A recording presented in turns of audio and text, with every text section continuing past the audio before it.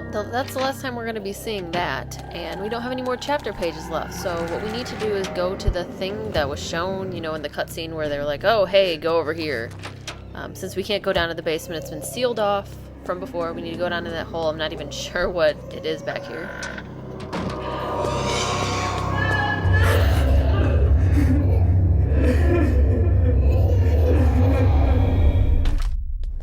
I want to do a quick little plot summary so you guys know where we're at. Pius has been told by this god that we've chosen Zelatoth for this path, and we've been working against her this whole time, trying to stop her because Pius is trying to, as the planets align, bring her into our realm so she can pretty much take over and destroy everything. Obviously, we're trying to prevent that.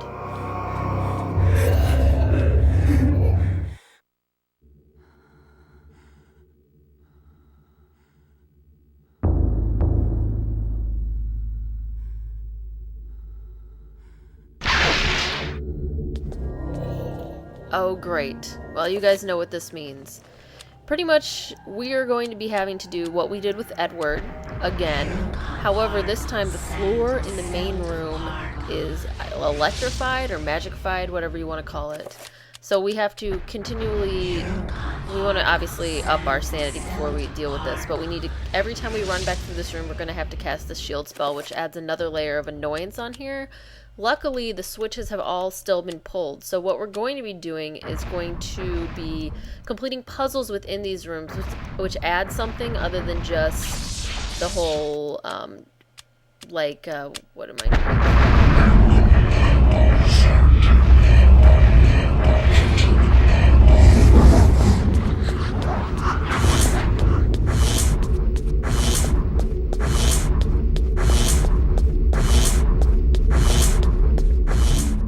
This is where we start realizing the game is not fucking around with us anymore, because if you get hurt while you're casting a spell, it like stops the spell from being cast. So you have to recast the shield so you have all of it again, and then go try and cast a dispel magic spell.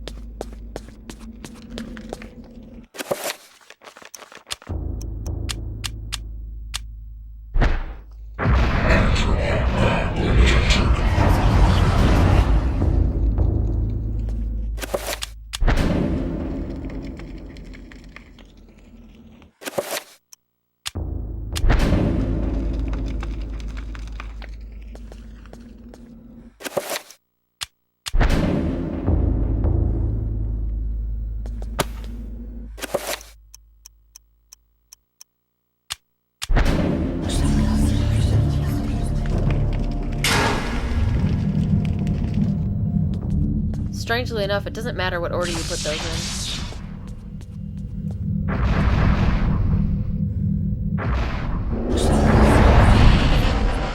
So here we are, casting spells again, the same way we were the first time through as Edward. I'm going to fast forward through a lot of this, obviously, unless there's a pretty interesting puzzle. Some of them are pretty lame, and obviously we're going to be casting a Paragon here.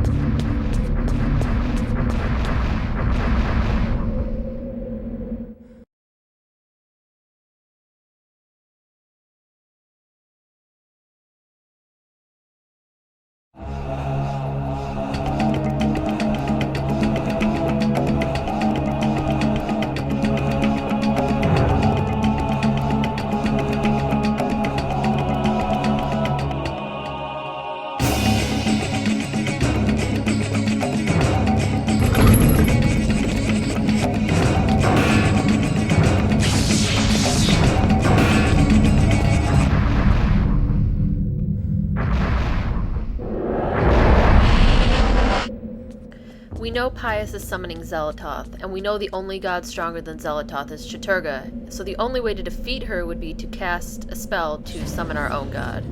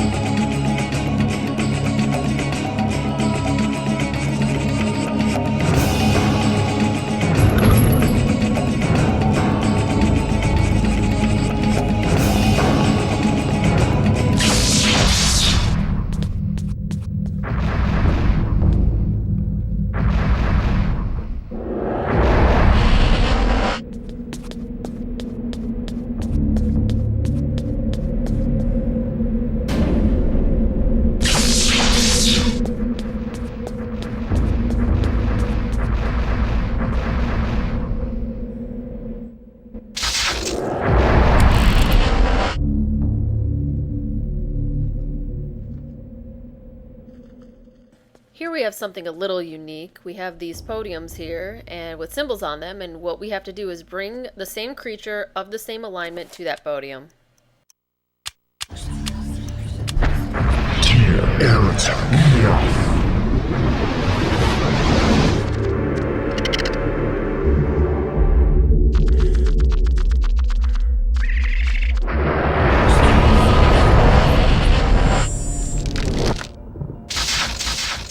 We haven't really seen much of Ulyaoth in this playthrough when it comes to casting spells, because he's the character that's actually weaker than Zelatoth, so doing his spells wouldn't really help us very much.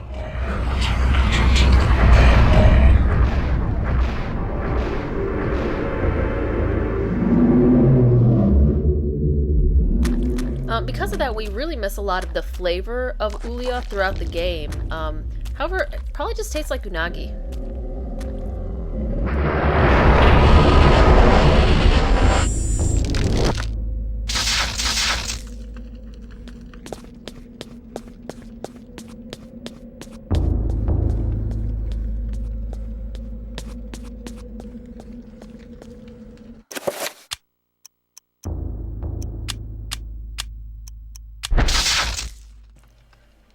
Summoning the Horror takes a lot of magic. I don't think we've ever had to do it, and it's actually like an optional spell scroll, so if you miss it, I can imagine getting to this part of the game and being like, how the fuck do I do this?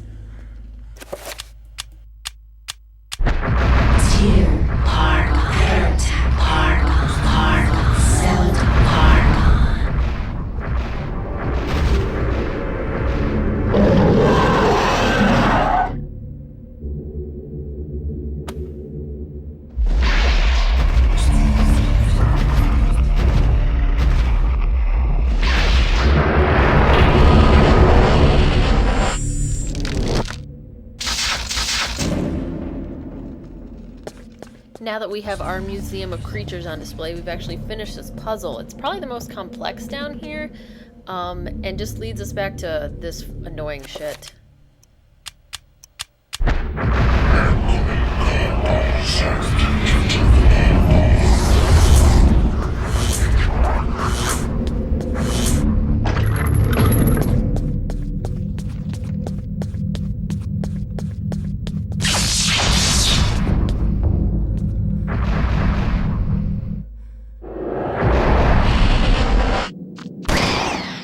If you guys haven't been getting good looks at the backgrounds of these sections when we're up here, take a look. They are just fantastic.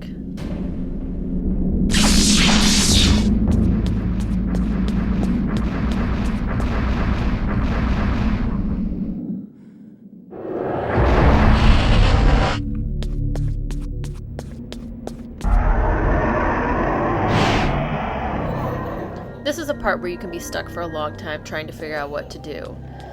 If you run on the floor there, it causes that giant worm to come up and for your sanity level to go down. And now we're trapped in here.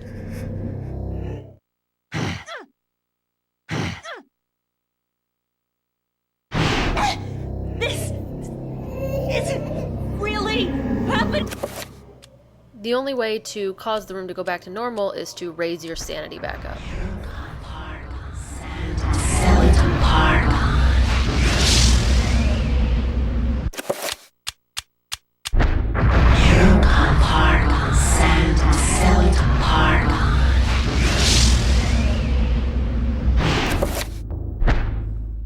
You guys probably didn't realize this, but there actually is a sneak button in this game.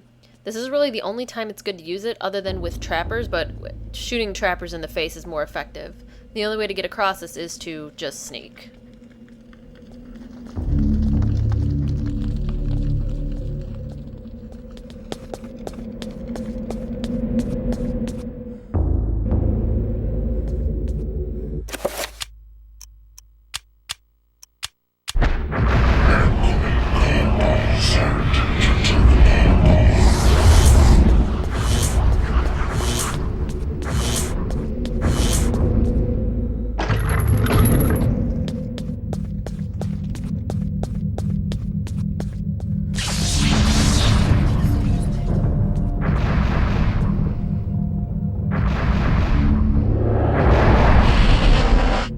The final boss battle in this is like a turn-based RPG style thing, and we want to choose Chiturga because he has the most health and he has the fastest like turn ratio, so we want to be able to hit as many times as possible.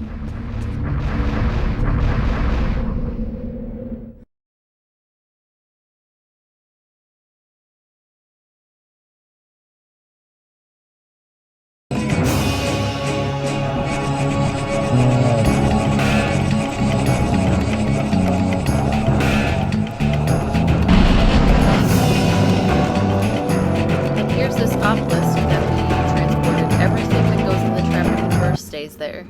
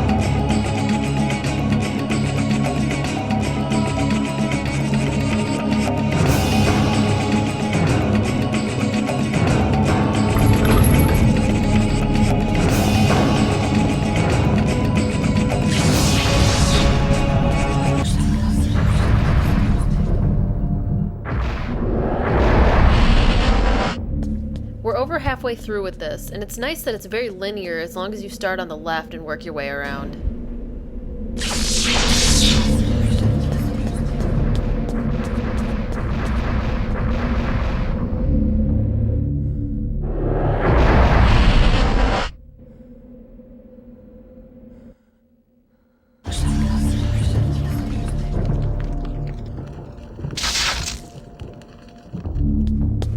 Here's another unique puzzle, not to say it's difficult in any way, but we have these 3 obelisks, or whatever you want to call them, and they must be destroyed by using magical energy. A simple 7-point spell will take all of them out.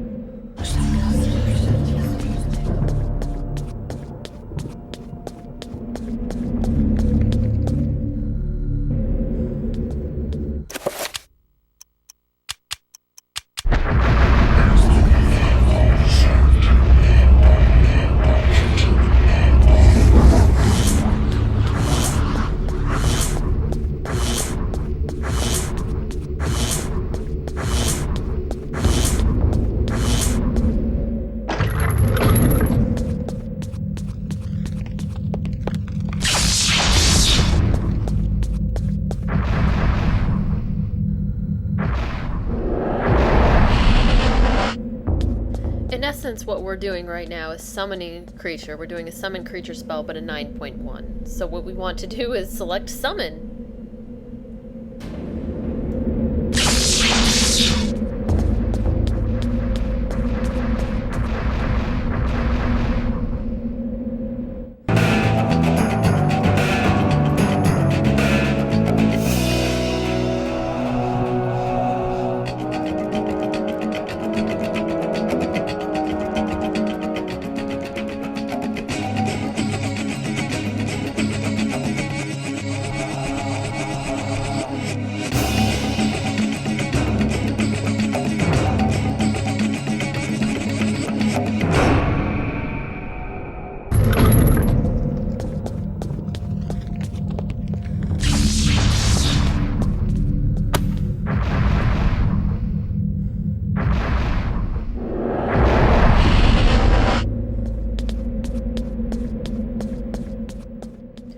One less Paragon for good measure.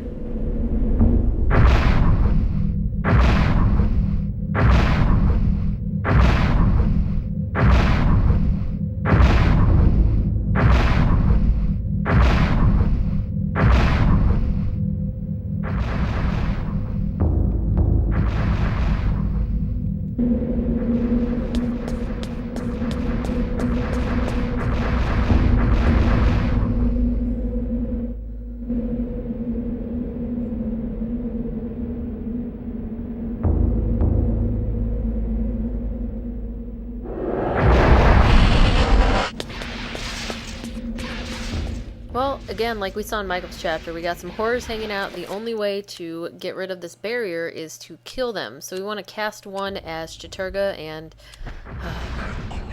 it's 2 against 1, you guys. As good as Chiturga is, this guy's not going to make it out alive.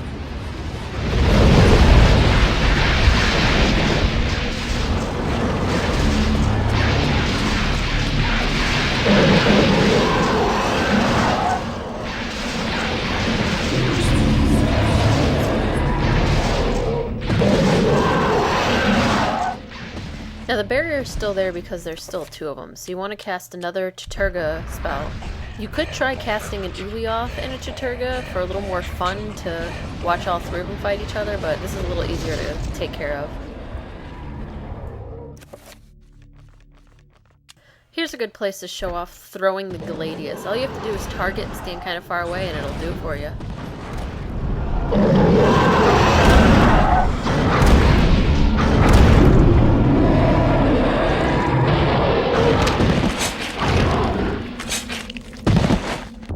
That was really weird. We were able to finish off something that was already dying, but it didn't fill our sanity. I'm not sure. I've never seen anything like that before.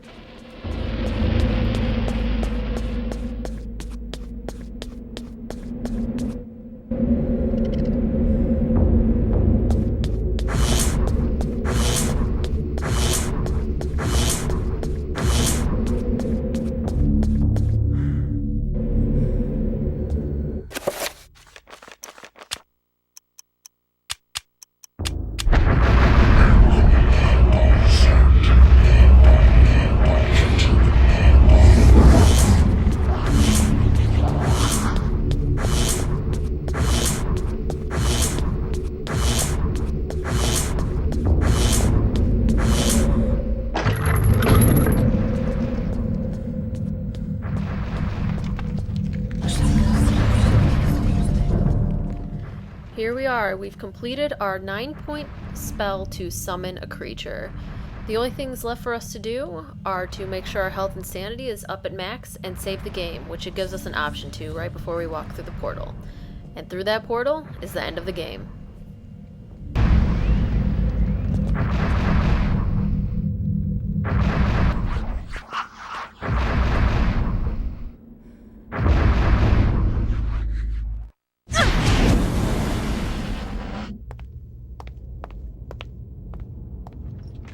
Ah, Miss Roivas, you're just in time. The summoning spell I began 2,000 years ago is finally complete. You will now have the honor of becoming the first morsel for my Lady Zelatoth. An appetizer for the banquet your race shall provide. You forget what it means to be human, Pious. The human race will never go quietly into the darkness. For as long as you have spent summoning your lord, people have struggled against you. Now, thanks to their efforts, I have 3 of the Ancient's essences. Now, Pious, this is the end! The end indeed.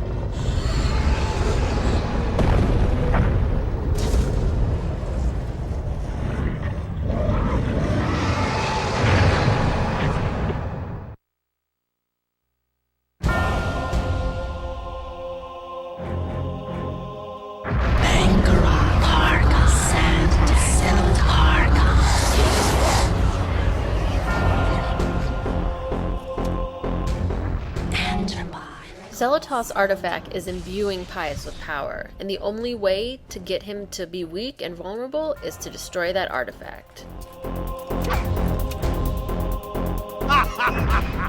As you can see, casting a shield is not going to help you because Pious will just cast a spell that will remove it.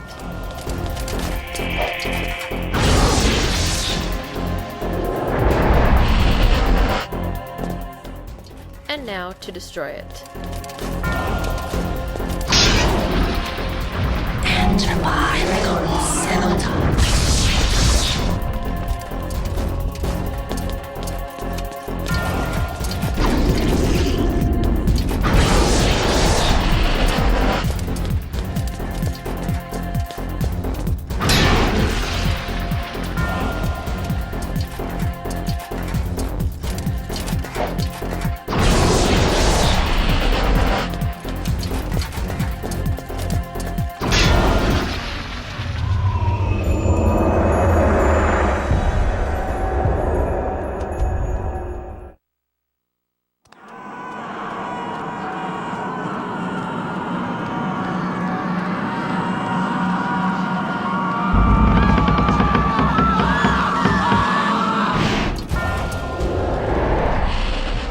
As if Elia hasn't already done enough, now it's her turn to actually fight Pious.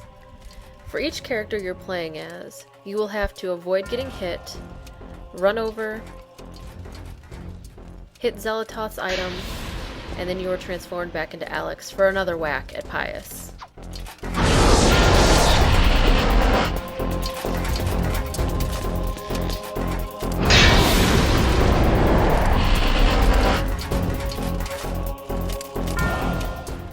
If you are hit as any of these characters, you must restart again from the beginning of that character, meaning you will turn back into Alex and need to hit Pious again to turn back into the character you had been.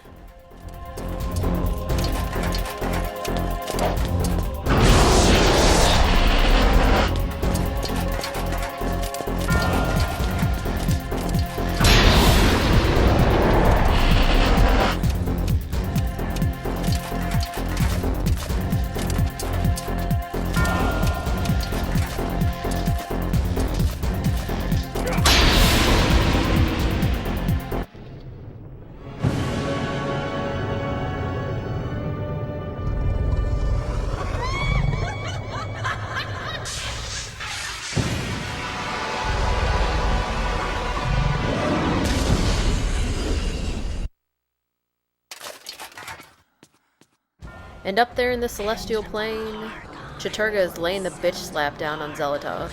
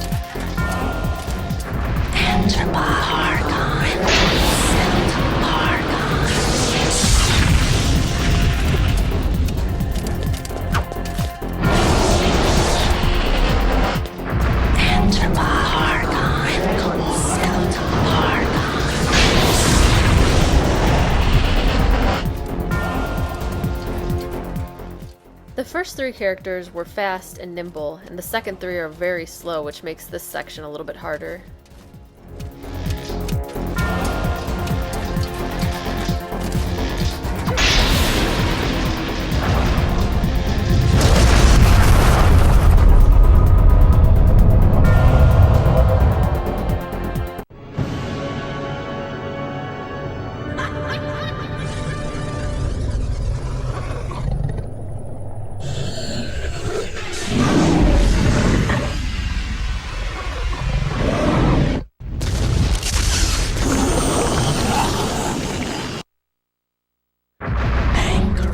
Not looking too good for Xel'Toth here, but now we have the ability to actually damage Pius.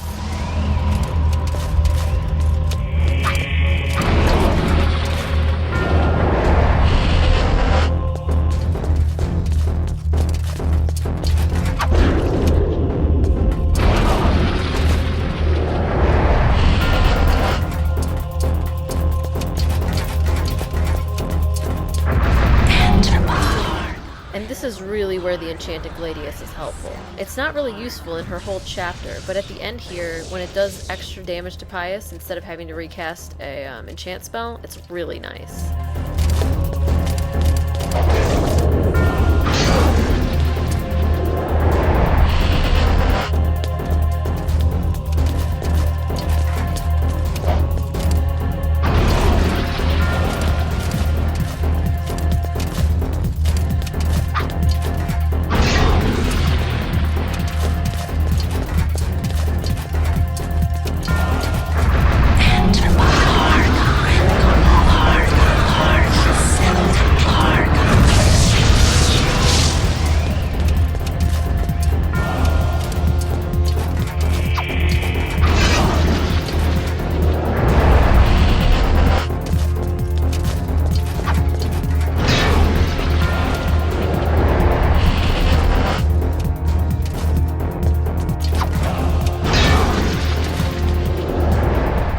Just like every playable character, Pius becomes injured and slower as he takes damage.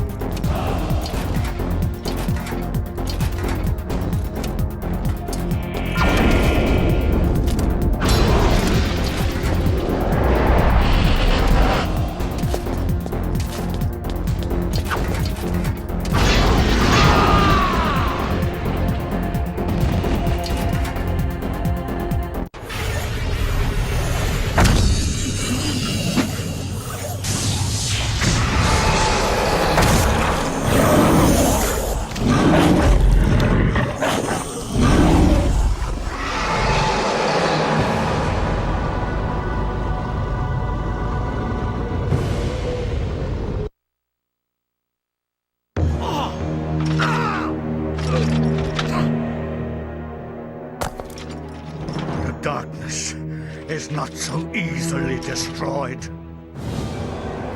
No, my death is just the beginning.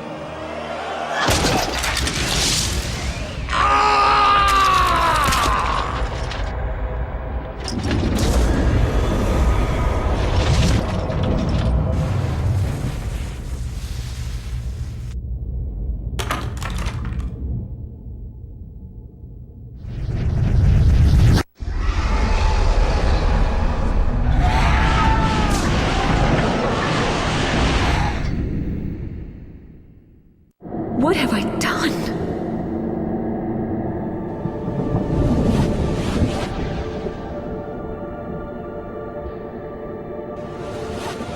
Quickly, Alex!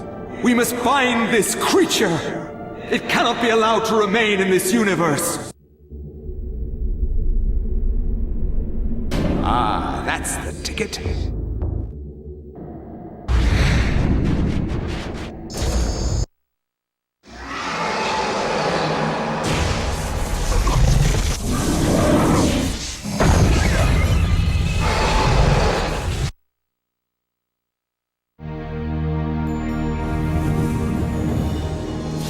It is finally over, my dear. The Ancients' plans are finished. For now, at least. You have proved to be an incredibly courageous young woman. Your mother and father would have been proud of you, just as I am. I'm sorry it had to be like this. It's not quite the inheritance I had in mind for you, but there was so little time, and so much to do. Goodbye, Alex. I will miss you.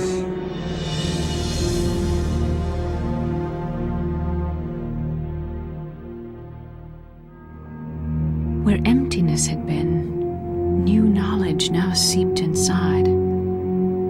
Something happened then. I realized that I was not the only one, that there were many others like me, in other places, other universes, fighting the same fight, all to serve the needs of the great ancient, and to have my world spared from eternal darkness.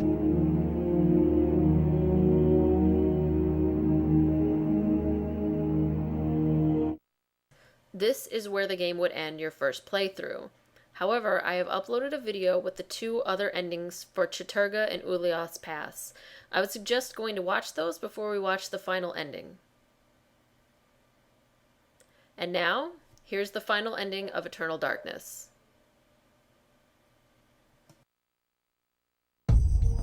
And so it comes to pass. Of the 3 ancients, there is nothing. The mighty Chattur'gha has obliterated the insanity of Xenotarth. The madness of Xenotarth has overcome the power of Uliath. The boundless Uliath has decimated the power of Chattur'gha. All at once, separate and simultaneous. For the universe is made of many time streams, many possibilities, all in harmonious synchronicity. Only Mantarok remains, slowly dying. Mantarok, keeper, overseer, warden of ancients, chaos, an entity trapped between the veils of reality and the enchanted stakes that impale its flesh. Unable to rally its guardians, it could rely only on its subtle manipulations of the Roivas family to destroy its enemies. Knowing the nature of the ancients, it used its pawns to play them against each other, resulting in their mutual annihilation. Now it will languish forever, festering in its tomb, plotting.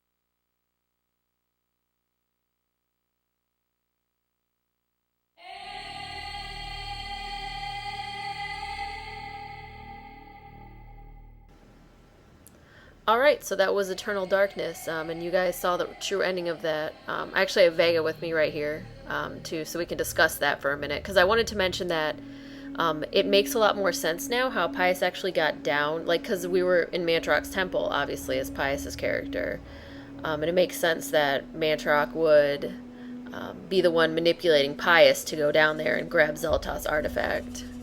No, it didn't really make sense. What do you mean? It was just like a bunch of different dimensions out of nowhere. The game never implied that there were other dimensions or how that worked or anything.